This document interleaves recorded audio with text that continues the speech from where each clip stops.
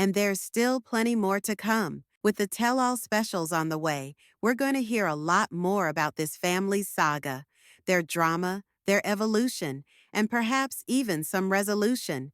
So, if you've been along for the ride, make sure to keep watching. Don't forget to like, subscribe, and click the notifications, because this tale's not over yet. Thanks for watching, and I'll see you in the next one. Bye for now. After their horrifically painful couple of weeks, the Brown family have now finally spoken out.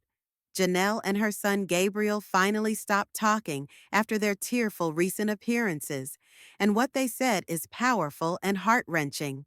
In a heart-to-heart and unanticipated situation, Gabriel spoke directly to fans and supporters of the program, providing an insight into how he is doing and how he feels about all that has occurred.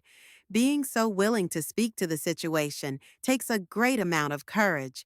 While all of this was taking place, Janelle posted a touching message on her social media to thank everyone for the outpouring of love and support once the episode aired. Her words contained an all-too-real poignancy. It'll take time to accept that, in the end, we did everything we possibly could. Sometimes, the mind convinces someone there's no hope, even when the truth says otherwise.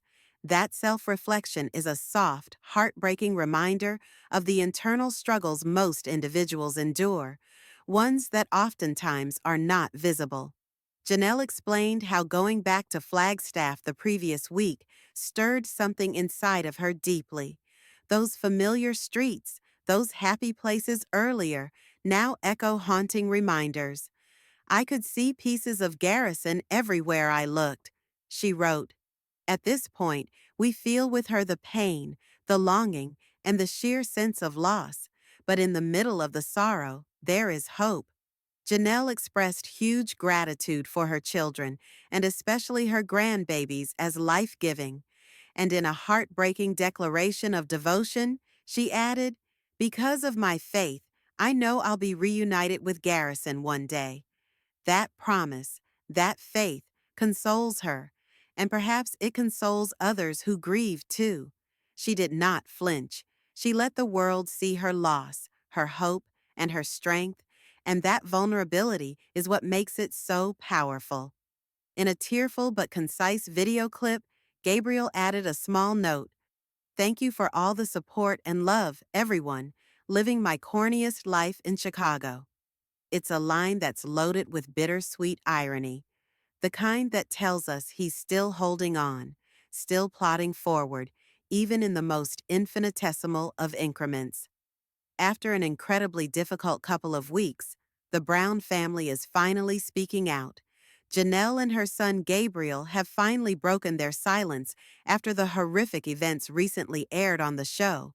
And to be honest, Gabriel's decision to speak out was a shock, but one that was full of emotion and vulnerability. In an unusual display of solidarity with his audience, Gabriel shared with them how he's coping, providing a window into his recovery. His few words, though poignant, had a strong message of strength. Janelle, by contrast, shared an emotional post on social media, a message that was full of both sadness and determination.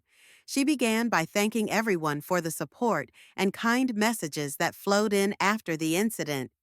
"It'll take a while to accept that, in the end, we did everything we could," she wrote.